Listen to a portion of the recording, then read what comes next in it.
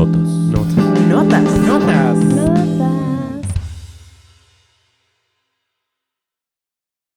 Hola, ¿cómo están? Bienvenidos a otro episodio de Notas de Mutsali. Estamos en una sección que se llama Notas con Perspectiva. Yo soy Caro y estoy con Kikis. Hola amigos, ¿qué tal? ¿Cómo están? Bueno, en este episodio es muy especial porque tenemos a un súper invitadazo. Así es. Pero queremos que él se presente. Sí, a ver. Buenas tardes, yo soy Ernesto García de León, soy guitarrista y compositor. Trabajé ya me jubilé, pero estuve en la Superior de Música y en la Nacional, que es ahora la Facultad de Música, también en el Conservatorio del Estado de México. Y esa es pues mi parte académica, ¿no? donde di clases. Me dedico a la composición especialmente para guitarra o principalmente para guitarra, aunque tengo algunas otras obras para otros instrumentos. Estoy activo, o sea, toco, doy conciertos y principalmente de mi música, o ya de un tiempo para acá nada más toco obra mía. Y tengo un grupo que se llama Fundación Sonora Ernesto García de León, con maestros de la Superior de Música de Bellas Artes. Son 2 guitarras y clavecín, o clavecín y 2 guitarras, dependiendo de la obra. La guitarra principal la toca el maestro Fernando Mariña, el clavecino toca Mónica Begovich, clavecinista, maestra también de la escuela. Y la otra guitarra, que es una guitarra de 8 cuerdas también para tener más rango, la toco yo. Ese es más o menos mi pues así rápido, ¿no? Sí. No, ya pues si un me aplauso, quieren preguntar ¿no? algunas más cosas. No, pues fabuloso. Nosotros estamos muy contentos, la verdad, de que haya aceptado la invitación de estar pues el día de hoy platicándonos un poco de su vida, de su obra y de las cosas que ha hecho, ¿no? Durante todo este tiempo de carrera.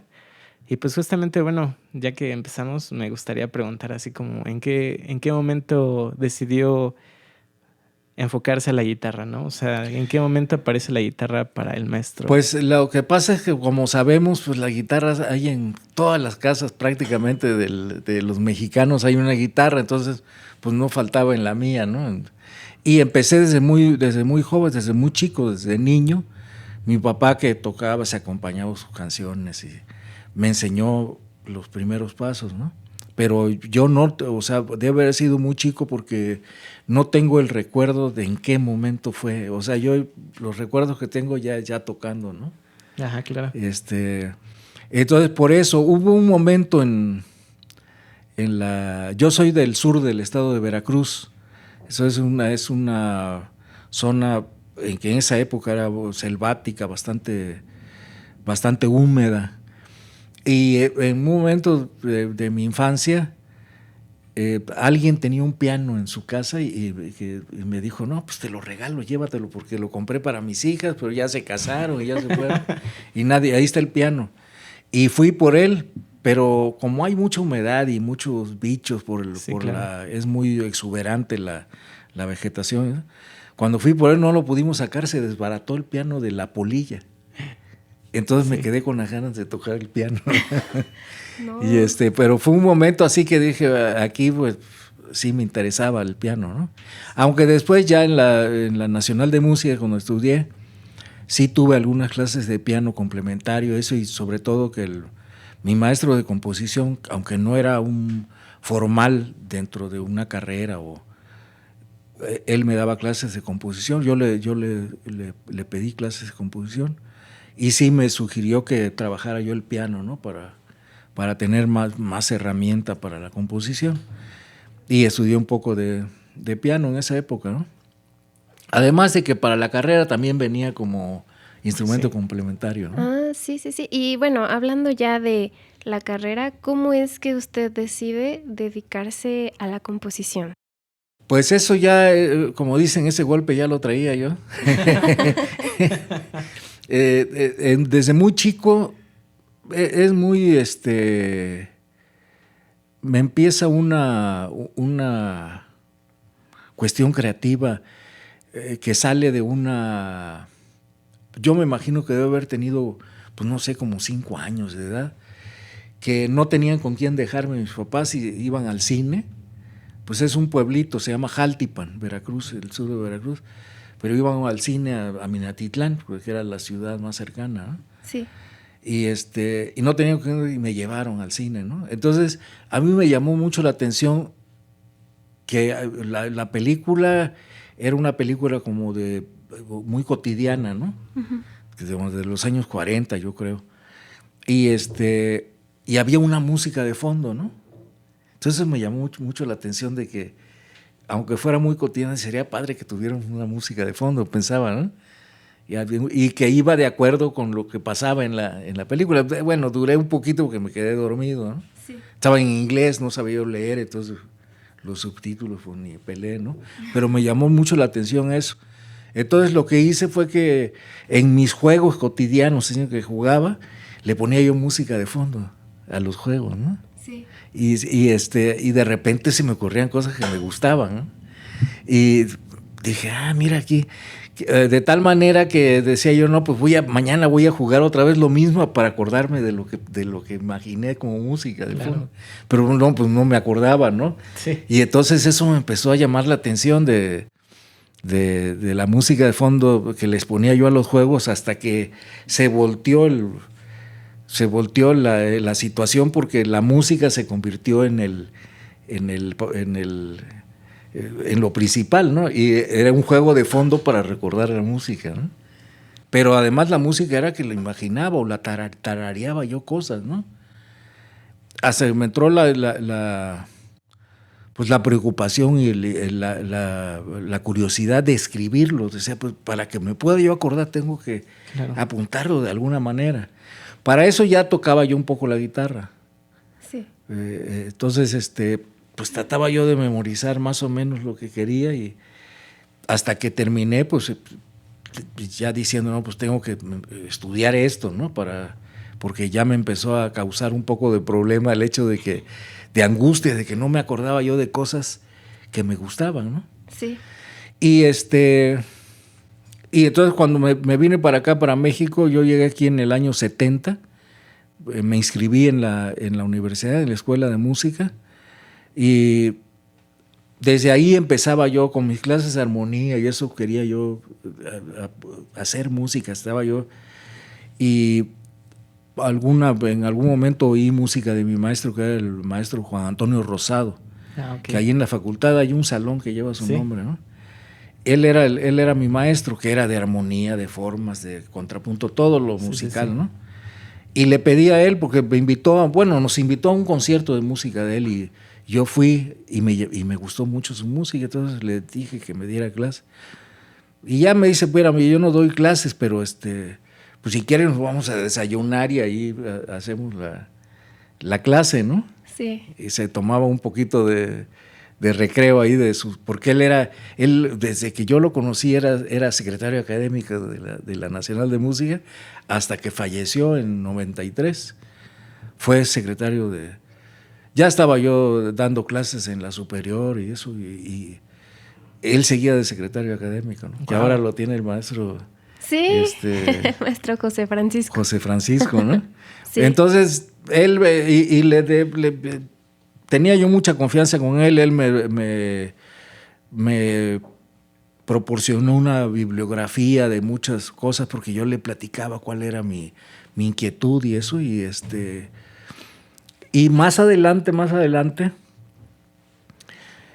me di cuenta, pero ya bastante grande, ¿no? Ya en este siglo, prácticamente, como por el 9, eso me lo hizo notar un guitarrista de León, Guanajuato, Vladimir Ibarra, porque él grabó un disco. Traje 3 discos, pero él grabó un disco con pura música mía, escrita para guitarra de 8 cuerdas.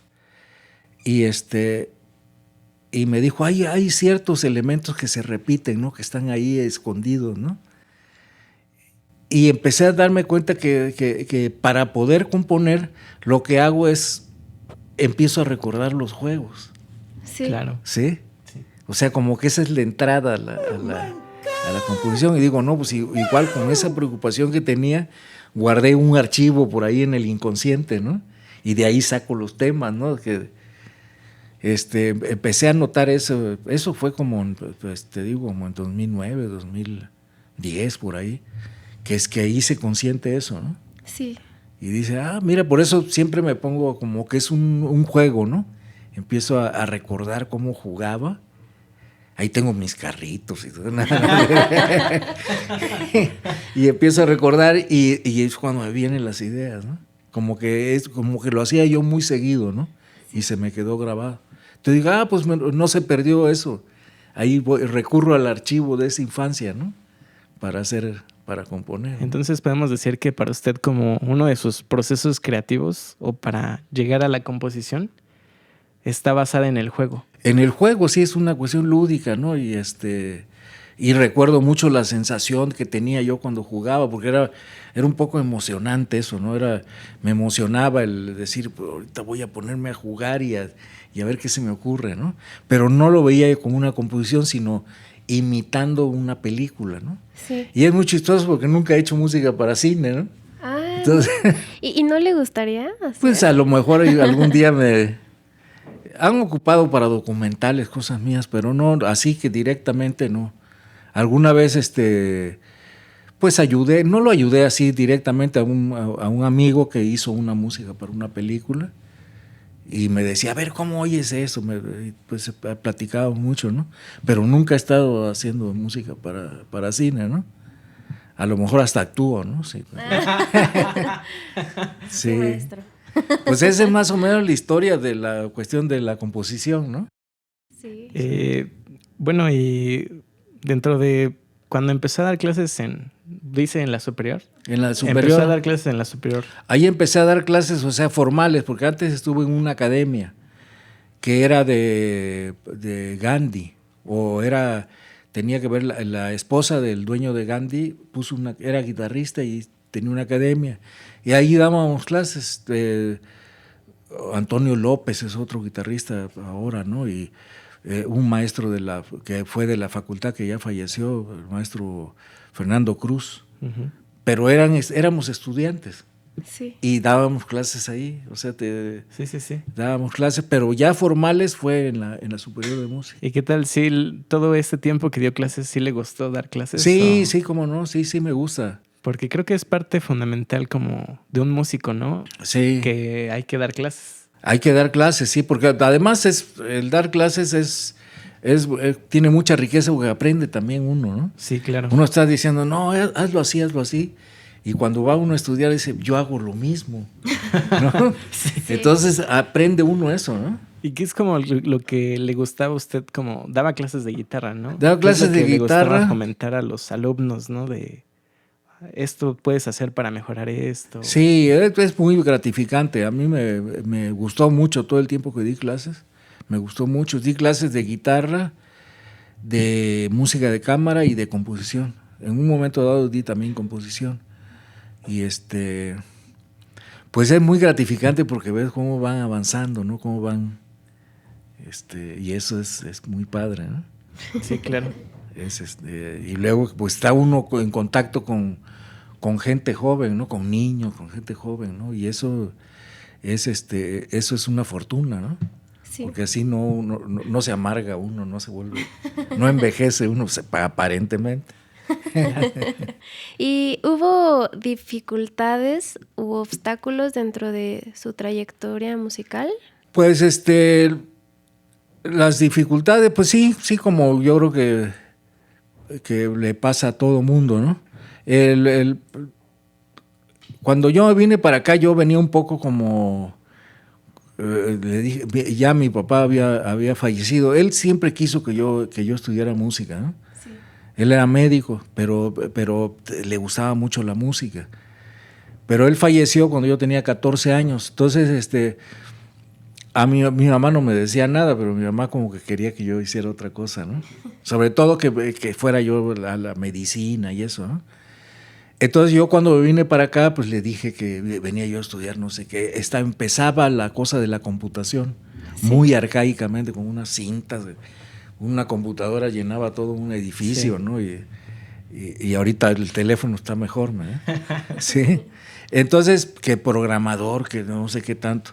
Ese fue el cuento, pero yo en realidad venía a estudiar música, ¿no? Entonces mi hermano mayor me dice, le tienes que decir porque ella es la que te está dando el dinero, ¿no? Para que estudies. Y ya un día pues le tuve que decir y lo aceptó, me dijo, sí, pues como tú quieras, dice, no, yo te voy a ayudar hasta donde pueda, ¿no? Y eso que me dijo me ayudó también porque yo en ese momento me puse a estudiar mucho, ¿no? O sea, era yo un buen estudiante porque decía, no, porque si me agarra, si me dice ya no te puedo ayudar, voy a tener que ponerme a trabajar, ¿no? Sí. Y a lo mejor abandono la música, ¿no? Que era lo que siempre me interesó. Entonces, me puse a estudiar mucho, mucho hasta que pude trabajar y sobre todo con las clases, ¿no? Tocaba yo en grupos, sobre todo en grupos así que tocaban en bailes, en fiestas y eso, ¿no? Claro. Como versátil, que le dicen, Sí, ¿no? sí. Ahí la guitarra y me daban el guión o la, ¿cómo se llama? Los cifrados y así. Pero ya más formalmente fue dando clases, ¿no? En esa academia. Y ya yo llegué en 70, entonces en 87 hice mi examen de oposición en la superior. O sea, entré ese año. Pero ese año yo entré, creo que entré en noviembre, o en septiembre entré. Como estaban así, empezaban las clases, empecé a dar clases, ¿no? Pero tocaba yo mucho, tenía yo mucha actividad como concertista. De hecho, ese año fue la primera vez que toqué un programa mío y fue en el Cervantino, el Festival Cervantino, entonces era muy importante, ¿no? Y ya empezaba yo a dar clases, entré en septiembre y en noviembre fue el Festival Cervantino y toqué un programa, o sea, me pidieron que tocara un programa de pura música mía. O sea que en realidad fue una fortuna eso, ¿no? Porque muchos compositores quisieran, pues es lo que quieren, ¿no? Que su música se tocar, ¿no? Y a partir de ahí yo empecé a tocar, prácticamente era pura música mía. De repente tocaba yo mitad de un repertorio tradicional o estándar de la guitarra, tocaba yo alguna suite de Bach, cosas de Leo Brauer, cosas de los españoles, del repertorio sobre todo de Segovia, que en esa época pues vivía aún y era un personaje muy importante en la guitarra, ¿no? Y pero hacía yo mita y mita, ¿no? Pero esa vez en el Cervantino fue muy afortunado porque me dijeron, no, queremos un programa de pura música tuya. Y eso fue pues así. Y luego me pedían que hiciera eso, ¿no? Hasta que ya llegó un momento que nada más tocaba música mía hasta la fecha, ¿no? Sí. Y ahorita pues tengo cosas por ejemplo, cosas de Bach que las estoy trabajando, cosas para viola da gamba, pero en la guitarra, transcritas, que las estoy trabajando con la maestra Begovich, con el clavecín, ¿no? Pero regularmente, por ejemplo, lo que tocamos en el grupo en la fundación es pura música mía, ¿no? Sí. Y estaba yo muy activo cuando empecé a dar clases, ¿no? Muy, muy activo. De hecho, pues toqué ahí el examen fue muy, muy tranquilo y todo, porque tenía yo una gira. Acababa de salir este disco del Crepúsculo, pero acababa de salir, pero era en long play, todavía no había, o empezaban los compactos, ¿no? Pero era un long play. Entonces en Veracruz la maestra Prampolini, que fue directora de la Nacional de Música, me invitó, me dice, oye, oí tu disco, me gustó, vente y te voy a dar Casas de la Cultura para que presentes tu disco. Entonces me aventé todo el estado de Veracruz presentando el disco. Wow. Pero era un long play, nos llenamos el coche con el ingeniero de cajas del long play, ¿no? Y los íbamos vendiendo, ¿no? En la gira. Entonces el examen me tocó, fueron 40 conciertos. 40 Casas de la Cultura. Era una cosa, pero eran en dos partes y tenía una semana de descanso y en esa semana fue el examen de oposición. Sí, entonces, no trabajo. entonces padrísimo porque pues venía yo pero bien afilado, ¿no? De dar Sí. 20 Sí. conciertos, ¿no? Entonces no me costó ningún trabajo. Fue muy padre eso, ¿no? Y también los 80 fui muy activo con la guitarra, ¿no? Y trabajé mucho con el Foro de Música Nueva, ¿no? Que es el foro de sí, el Manuel Enríquez. Ajá. En esa época el director era Manuel Enríquez, ¿no? Entonces Ok. me hablaba y me decía, vente por el material, y era pues casi a 15 días el concierto, ¿no? Entonces Sí. era ponerme a estudiar todo el día, porque ahí dentro de 15 días es tu concierto, ¿no? Y pues a darle ahí, era pura música nueva, ¿no? Pura música contemporánea y trabajé un tiempo ahí, eso me dio mucha soltura con el instrumento, de poder leer mucho mejor y resolver problemas muy rápido, ¿no? Entonces cuando entré a dar clases, pues estaba yo bien afilado, ¿no? Sí. Sí, también con eso, ¿no? Entonces fue muy padre todo ese inicio. Ahora las dificultades pues son como todo, ¿no? De repente pues no hay que comer y cosas así.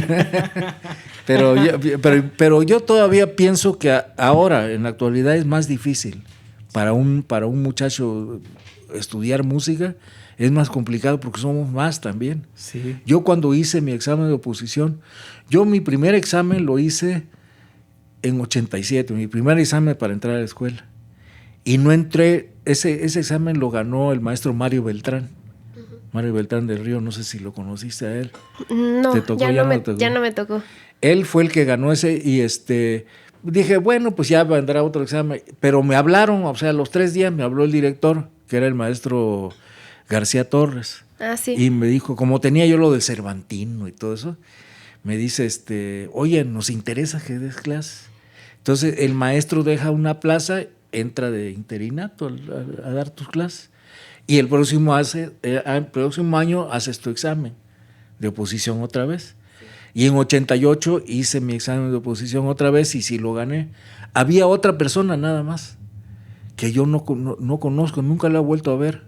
De hecho era un señor pues mayor que yo, o sea, yo tenía 30 y tantos años, ¿no? Pero él se veía un señor así pues, como de 50 o más, ¿no? Era el único contrincante que había. O sea, no. Sí, no. Y estuvo la maestra Leticia, también hizo su examen esa vez, pero para otra plaza. Ajá. Y pero ahora yo veo que hacen un examen y son un montón, son colas ahí. Entonces pues, eso lo hace más difícil, ¿no? Hay que pelear por esos lugares. Ya es más complicado, o sea, para un estudiante ahorita es más complicado. De hecho, pues se complica todo, ¿no? El mismo estudio se complica también porque son más en las clases y eso, ¿no? Sí. Maestro, yo tenía otra pregunta, ahorita como escuchándolo hablar como de la composición y la escuela. Fíjese que hace poco vinieron unos chicos que son estudiantes de composición actuales y hablábamos como de que cuando uno entra a estudiar composición en la escuela, te guían, ¿no? Por diferentes escuelas, por diferentes lenguajes, y parece que a veces te ponen como barreras en la escuela de tienes que ir por aquí porque esto es lo correcto. ¿Usted cómo es que lidió con eso? O sea, ¿cómo es que usted sí se apegó a las leyes de la academia o dijo, no, pues, yo voy a escribir por aquí? Lo que pasó ahí, ese punto es muy interesante, porque en esa época todo lo que de eso que les platicaba, que inventaba y todo eso, tenía que ver también con la música de mi pueblo, ¿no? Con que es el son jarocho, ¿no? Es la música popular, pues, de ahí. Y entonces, en esa época era complicado porque se estaba rompiendo, o sea, se había quitado lo del nacionalismo, ¿no? Entonces, todo era como vanguardia, todo era más experimental. Y pues yo decía, no, pues es que a mí me interesa esto porque tiene esta raíz, ¿no? Aunque yo no me considero un compositor nacionalista porque eso tiene que ver también con una ideología, ¿no? Sino que era más bien, pues si soy de ahí y esa música en mi casa se tocaba. Mi hermano es de los soneros más importantes o llegó a ser es de los soneros más importantes que hay en el estado, un hermano mayor. Y tienen disco, él grabó con Arcadio Hidalgo, con todos estos personajes en grabaciones del museo, que hizo el museo. O sea, hacían música de grabaciones de campo y él estaba ahí, pues estaba en algún grupo, sí, ¿no? sí. Entonces hay mucha influencia de esa música, o sea, es prácticamente imposible voltearle la cara, ¿no? Aunque no quiera, uno sale, ¿no? Sí. Sale esa raíz. Entonces yo veía que en las escuelas o en la composición había una separación de la música tradicional mexicana con la música de concierto, o sea, se quitó un poco eso, pues la idea era que se expandiera, o sea, ir a la música universal y eso, ¿no? Entonces, alguna vez fui a ver algunas clases de composición y decía, no, pero no es lo que yo quiero, ¿no? Eso pasó, ¿no? Sí. Y al conservatorio, ahí estaba el taller de Carlos Chávez, que vivía en esa época, y él, no sé si en esa época algún alumno de él la tenía, ¿no? O él directamente, pero él todavía vivía en esa época, ¿no? Y que era el taller de Carlos Chávez, que luego lo tuvo el maestro La Vista, fue uno de los maestros importantes, ¿no?, de ese taller. El maestro Quintanar también tuvo ese taller, creo. Entonces mi maestro, el maestro Rosado, es de Puerto Rico, ¿sí? Y en la costa de Veracruz hay mucha influencia caribeña, ¿no? De hecho, no solamente en la música, sino en las costumbres, en la comida, todo eso, ¿no? Y cuando nos invitó, yo cuando oí su música me gustó mucho. De hecho, hace relativamente poco se presentó un disco de él con toda la música de él, y la oí toda y yo me siento muy influenciado de él, ¿no? Con mi música me siento muy influenciado. Y dije, no, pues aquí, yo dije, esto es lo que me interesa, por eso lo busqué a él, ¿no? Claro. Y él no daba clases, que yo recuerdo, no daba clases formales de composición o oficialmente, ¿no? Entonces me dijo, no, pues vente aquí a la oficina, como era secretario, iba yo ahí, tenía un piano ahí me ponía los ejercicios y bueno, ahora escribe esto. Pero a él me interesó mucho su música, entonces estoy muy influenciado por él. Y entonces lo que me decía, ¿no? Pues él lo veía como materiales. Mira, estos son materiales, y te digo, me dio mucha bibliografía para estudiar toda la armonía un libro que se llamaba, o se llama, Armonía del siglo XX de Persichetti, Mi lenguaje musical de Messiaen, o sea, muchos, me hizo una bibliografía, pero en esa época pues, los pedía uno, estaban en inglés, ¿no? Sí. Y a traducir ahí como... Ahora ya están en español, ya hay ediciones en España. Cuando yo empecé a dar clases de composición, los conseguí en español, los libros. Sí. Aquí en Real Musical, ¿no? Los hicieron traducciones. Pero pasa eso, sí, que pues tú vas con el lenguaje que te enseñan, ¿no? Sí, claro. Entonces a lo mejor... Y yo veía ese lenguaje y decía, no, pero no me interesa, quiero otra cosa, ¿no? Es otra cosa lo que yo imagino. Entonces empató muy bien ahí con el maestro Rosado, ¿no? Todo lo del lenguaje, y yo le propuse, o sea, yo le dije que tenía interés en hacer un lenguaje propio, ¿no? En la composición. Y fue muy interesante porque me dice, fue cuando me recomendó el libro ese de Persichetti, que me dice, ve ese libro, te va a interesar porque lo que me estás diciendo tiene que ver con lo que viene ahí, esa armonía del siglo XX. Y creo que ese señor Persichetti fue alumno de Leo Brauer, fue maestro de Leo Brauer en Nueva York, ¿no? Uh-huh. Cuando estudiaba él de joven allá de chavillo, fue su maestro Persichetti, porque hay un libro de Leo Brauer que habla de ese maestro, habla de un lenguaje, ¿no? De cómo escribir, muy pues un compendio, ¿no? De composición de él. Y así fue, pues, pero sí yo veía esa...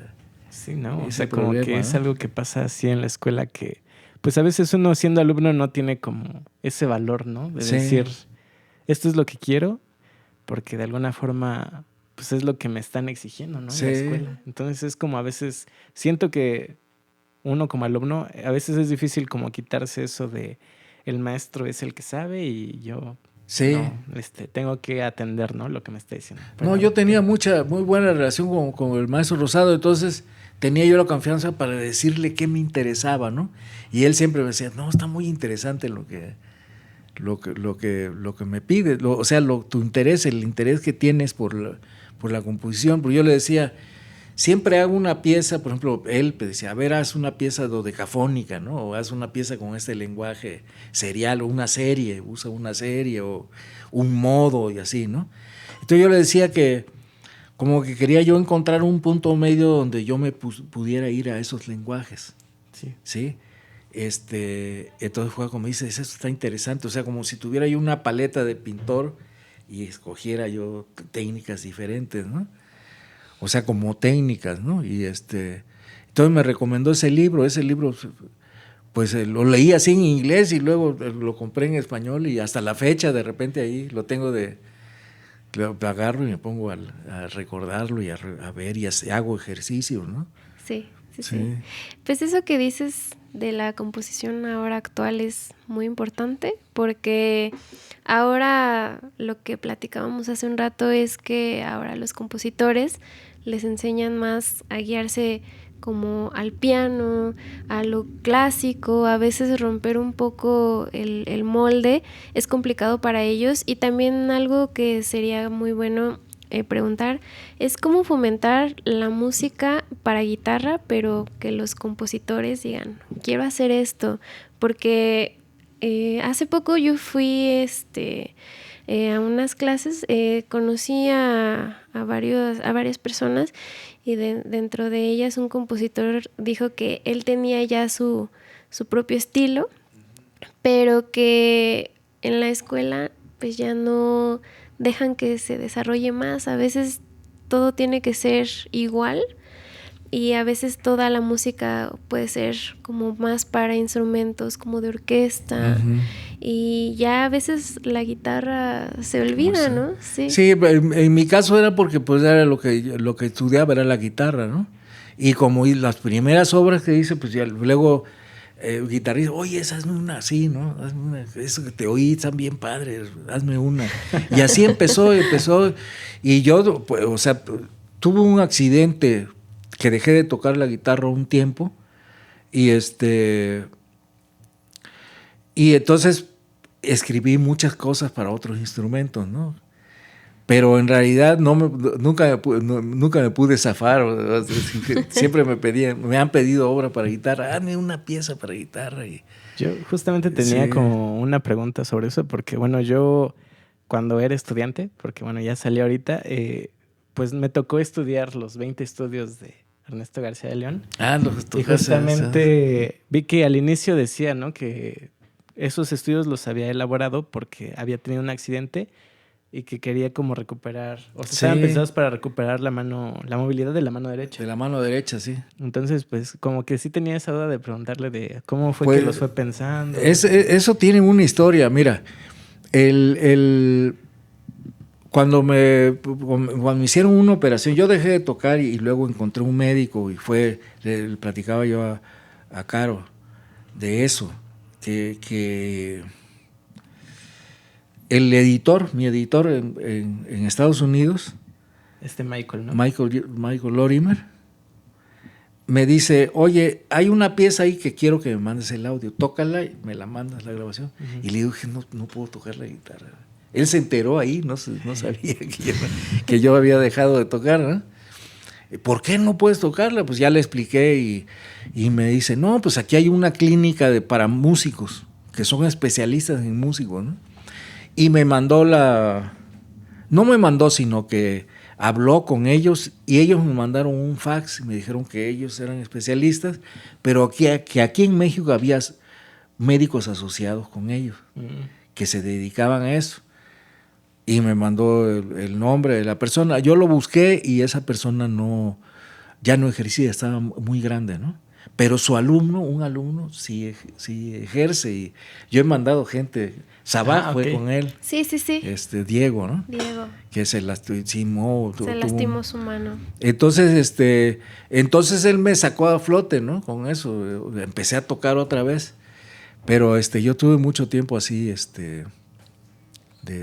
con ese problema. Entonces los estudios, pasó que un muchacho de Tasco, que ganó creo que el segundo festival de Tasco el internacional, siendo ahí de Tasco muy joven, y le ganó una beca para estudiar con el maestro Juan Carlos, acá en México. Entonces se vino para México. Cuando fue ese festival, yo estaba no tocaba, o sea, yo fui jurado, pero yo no tocaba, o sea, había dejado de tocar. Y entonces él me preguntó un día, porque fue idea de él, pues me preguntó, oye, ¿y qué? ¿Ya te operaron? ¿Cómo vas? Le digo, pues ahí haciendo movimientos muy sencillos para recuperar todo el movimiento, pues tengo que hacer mucho trabajo porque duré mucho tiempo con esa fibrosis que se me formó, ¿no? Entonces me dice, oye, ¿por qué no haces unos estudios donde metas todo eso? Y yo te los pago, o sea, yo te los encargo, ¿no? Esos estudios se los hice a él. Okay. Que se llama Noé García Alcaraz, que arriba vienen, están dedicados a él, ¿no? Sí. Y él los presentó en su tesis. Esos están en su tesis en la Nacional de Música, en la facultad, en la biblioteca. Su tesis fue sobre los 20 estudios y haciendo cada estudio, hizo una reseña de cada estudio. Esa era su tesis. Aquí pasó y los tocó en su presentación de tesis, además hizo su examen profesional, tocaba muy, muy bien, ¿no? Acababa de ganar un concurso también en San Diego, una cosa así. Muy joven, ¿no? Y hubo un drama ahí tremendo porque él falleció. Un problema en una operación, algo así. Y él me dice, le digo, yo de cada estudio tengo notas sobre cómo los hice y todo eso. Y me dice, no me los enseñes, voy a hacer las mías y luego si quieres las comparamos con las mías, ¿no? Sí. Y pero no se dio ya eso. Él falleció así, estaba la huelga de la universidad, me acuerdo. Y un amigo de él fue a mi casa y me dijo, oye, fíjate que Noé falleció, pues. Y fuimos hasta Tasco a su velorio, ¿no? Fue una drama porque era un cuate muy joven, ¿no? Sí. Y bueno, quedó constancia de que él presentó su tesis, las tocó en su tesis. Fui todavía a su examen profesional también. Y yo escribí una obra para Tasco, me encargó el maestro Laguna, que se llama La guitarra de plata. Pues ya son plateros ahí, ¿no? Y él me regaló una guitarrita de plata en su examen profesional. Y entonces le puse la guitarra de plata y es un homenaje a él, ¿no? Homenaje. Esa obra la tiene grabada Oman Kaminsky la grabó para un disco precisamente del festival. Pero así se fueron. Entonces ya dice, no, yo te encargo los estudios, voy a pedir una beca ahí en el FONCA para encargar obra. Y sí, llegó y me los pagó y todo. Se los hice y los presentó en el orden. El orden que él los tocó, que están en la tesis, es diferente que el de Lorimer, porque Lorimer los ordenó de otra manera, ¿no? Sí. Como para darle una cuestión de dificultad, ¿no? De lo más fácil a lo más difícil. El orden que yo los tocaba y que viene ahí en el libro, ese orden fue en el que porque yo se los iba dando uno por uno, ¿no? Ya hice otro, ya te hice dos, y así se los iba yo dando, ¿no? Hasta que los tuvo los 20 y los tocó. Y eso pues yo no sabía si ponerle estudios terapéuticos o una cosa así, ¿no? Sí. Para recuperar, y sí me sirvieron, ¿no? Pero fue idea de él, de hacer unos estudios. En lugar de que estés ahí con notitas, haz unos estudios, ¿no? Sí, claro. Pues está súper bien, está muy bien. ¿Y ha tomado recursos de otros compositores para sus obras? Pues yo debo tener influencias de Brauer también, porque con él hice una buena amistad. Estuve en algunos cursos que dio de composición y de interpretación, y también oyó algunas cosas y eso, ¿no? Que me daba consejos. Pero y siempre, pues todos los guitarristas yo creo que tenemos influencia del maestro Brauer, ¿no? Y creo que influencia también de la música mexicana, ¿no? Sobre todo Revueltas o el mismo Chávez. Villalobos también, ¿no? Sí. Que el recurso de escribir sobre la guitarra, ¿no? Usar toda la guitarra, todas las sonoridades que te da la guitarra, ¿no? Villalobos, pues yo creo que influenció a todos, hasta el mismo Brauer, ¿no? Sí. Pero esas serían las influencias, ¿no? Me gusta mucho, por ejemplo, la música de Messiaen. Entonces, por ahí hay alguna sonata que tiene un movimiento con un tema de Messiaen, ¿no? Sí. Maestro, ¿y por qué no nos cuenta de estos discos que De trajo? los A ver, discos. ¿por qué, Sí. ¿por qué los trajo? ¿Qué recuerdos le traen? Pues el primero del Crepúsculo, cuando lo grabé salió en non play todavía, ¿no? Sí. Empezaba el CD. El CD empezaba, pero no empezaba apenas, ¿no? Y luego se reeditó cuando grabamos con el maestro Mariña, se llamaba Los Espíritus de la Selva. Tenía muy poco tiempo que me habían operado. Uh-huh. Entonces yo le decía, mira, meterme en un estudio igual te quedo mal porque me agotaba enseguida, ¿no? Entonces le digo, ¿por qué no ponemos la música y la tocamos? Y un día conseguimos una gira y la grabamos en la gira. Entonces él dijo, en realidad este disco está en vivo. Ah, ok. Sí, son de conciertos en Guanajuato, en el estado de Guanajuato, ¿no? Con diferentes locaciones. Y fueron 5 conciertos y de todo se hizo el disco. Para 2 guitarras, pura música mía para 2 guitarras. Y está grabada con el maestro Mariña. La fortuna aquí es que él es director de guitarra de la compañía Ediciones Pentagrama. Uh-huh. Entonces, cuando salió este disco, él reeditó Ah, súper okay. Bien. Lo pasó a compacto, sí. O sea, hizo sí. la edición para Y luego grabamos que es un cuarteto que se llama Ensamble, con un 3 y 4, porque era un ensamble de 3, y entonces cuando grabamos eso, pues entré yo y a la A le pusieron un 4, ¿no? Ay, con razón, yo lo vi, dije, ¿por qué será así? De hecho salió otro disco del ensamble, pero con puro 3, ¿no? Que el trío es el maestro Phillips, okay. Mariña y un muchacho del conservatorio, en esa época era estudiante, muy bueno, Jesús Serrano, okay. Un guitarrista muy bueno, ¿no? Y cuando, pues vamos a grabar la integral, me dice, en ese momento de guitarra de 4. De hecho, creo que sigue siendo la integral, es lo que hay que tengo para 2 guitarras. Ahorita que viene Fantasía Tropical, que está dedicada a Juan Antonio Rosado, mi maestro de composición, es un homenaje. Hice un arreglo para clavecín y 2 guitarras, que lo vamos a grabar. Okay. Estamos por grabar en Semana Santa, grabamos lo de la fundación, y viene esta fantasía y viene un concierto original para guitarra y orquesta, que lo tocó el año antepasado Mariña con la Orquesta de la Marina. Entonces, para estudiarlo, también ahí nace el grupo, ¿no? El grupo de la fundación, porque para estudiarlo yo tengo una reducción de la orquesta para piano, para que se acompañe con un pianista. Pero Mariña, según él, me dice, ¿sabes qué? Que no me gusta tocarlo con piano porque me recuerda cuando era yo estudiante, ¿no? Que hacía mis exámenes de orquesta con el piano, ¿no? Sí. Dice, ¿por qué no haces una reducción de la orquesta para el clavecín y para la guitarra? Y sirve que hacemos un grupo. O sea, yo siempre cotorreaba de que, hace cuenta, los invitaba a tomar café. Ya está pagado, sí, le digo, paga la Fundación García de León. No sé si, ¿no? Siempre estaba yo cotorreando con eso, ¿no? Que es una idea del maestro Juan Helguera, que así decía, ¿no? Ya la tomé, me pareció muy chistoso y la tomaba, la usé también. Y entonces me dice, ¿por qué no haces el grupo que se llama Fundación Ernesto García de León, ¿no? Pero se me figuraba como fundación como una otra cosa, ¿no? Entonces Fundación Sonora, ¿no?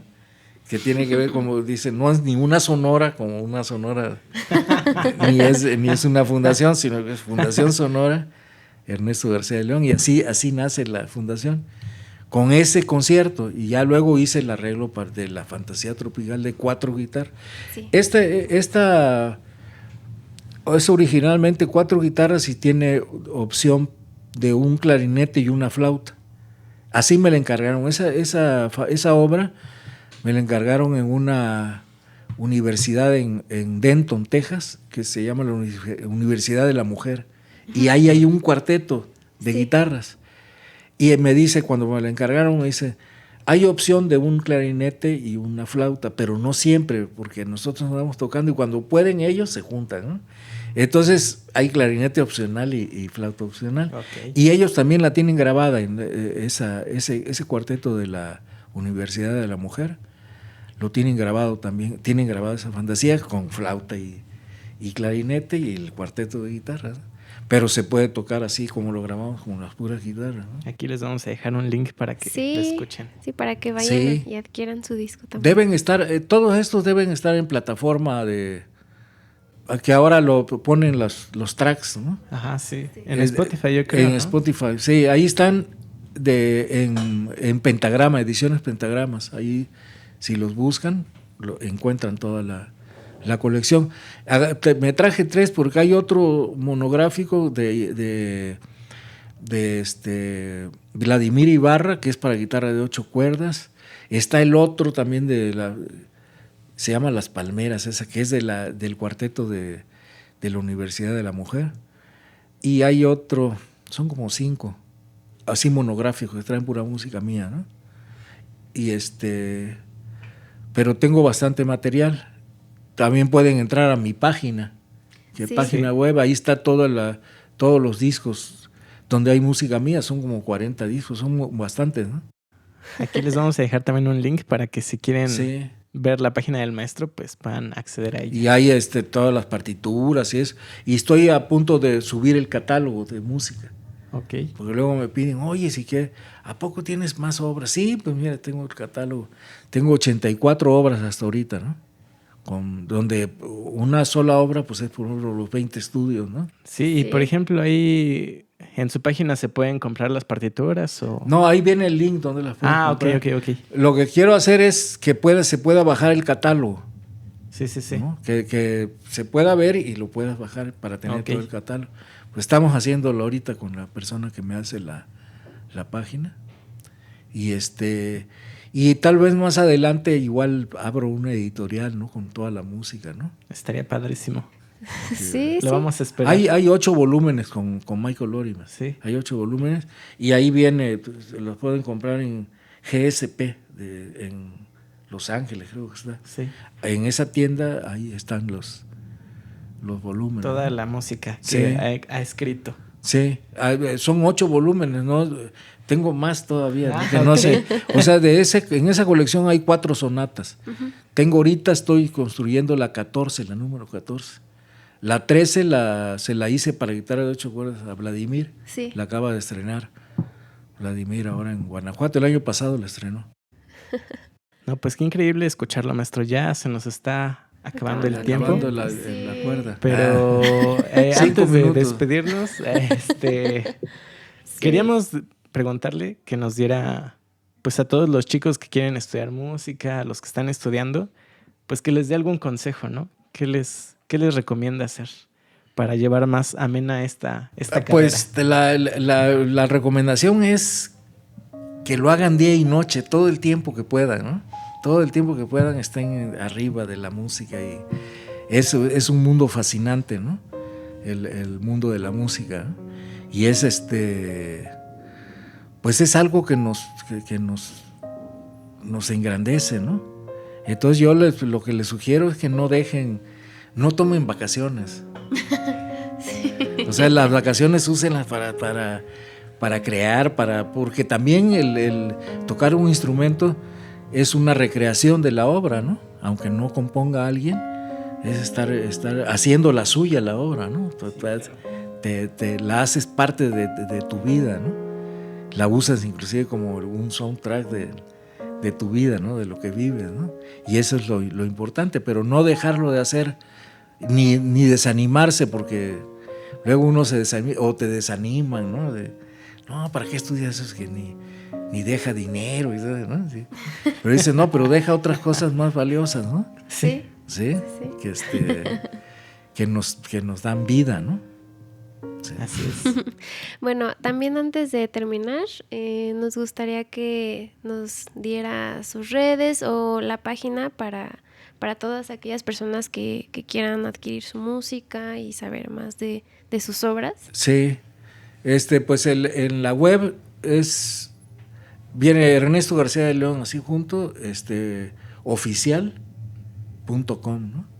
Sí. Ahí sí la encuentras, como por mi nombre, y la encuentras en YouTube o en, ¿cómo se llama? En Google, ¿no? Ahí la encuentras y vienen las obras, el catálogo, vienen críticas, vienen todos los discos, ¿no? Y estoy a punto de subir el catálogo, ¿no? Lo estoy haciendo con notas también, porque luego le sirve. Si alguien va a tocar alguna obra, pues ya vienen notas ahí, ¿no? Sí, claro. Pueden hacer la suya saliendo de eso, ¿no? Sí. Pues está saliendo un librote, a ver si me lo aceptan ahí en la página, ¿no? Sí. Bueno, pues también recuerden seguir a Mutsali. Estamos en todas las redes sociales como Mutsali, @Mutsali-música. Nos encuentran en TikTok, Facebook, Instagram. Y bueno, recuerden que este podcast lo pueden escuchar en YouTube y en Amazon. Sí. También queremos agradecer a la Escuela de Diseño de Modas Alessandra Farelli por patrocinarnos el espacio, y pues porque también no tendríamos un lugar en donde grabar y esto no sería posible. Sí, y agradecemos a quienes estuvieron hoy apoyándonos detrás de cámaras, que está el día de hoy Isaí y Eric, que bueno, pronto lo conocerán. Pero bueno, amigos, eso ha sido todo por el día de hoy. Espero que hayan disfrutado la charla. Muchas gracias al maestro Ernesto por haber aceptado esta invitación y haber regalado. No, muchas gracias. Muchas gracias por la invitación. Yo estoy muy contento de estar aquí con ustedes. Ay, ¿no? Qué bueno. A ver cuándo volvemos a hacer ojalá otra. Ojalá haya segunda parte. Y tengo conciertos también. Sí. La fundación da conciertos. Estos son... Por aquí los tengo apuntado. No tengo la hora, pero el día 20 de marzo en la Academia Do Re Mi, que está en Satélite, que es una sede de Bellas Artes para los conservadores de Bellas Artes, ¿no? Y el 5 de abril en la librería Gandhi, ahí en el sur, ¿no? En Miguel Ángel de Quevedo. Sí. Ahí vamos a estar el 5 de abril. Dice que no tienen la hora, pero que es probable que sea como a las 7 de la noche, las 2, ¿no? Ok. Ok, amigos. Bueno, aquí se los vamos a dejar las fechas para que vayan a ver al maestro en sus conciertos. Y bueno, pues eso ha sido todo por hoy. Así que recuerden, amigos, hagan música, toquen mucho. Hacer mucha música. Y nunca dejen de soñar. Hay que llenar de música esto para que no haya guerras y eso. Sí. Bye.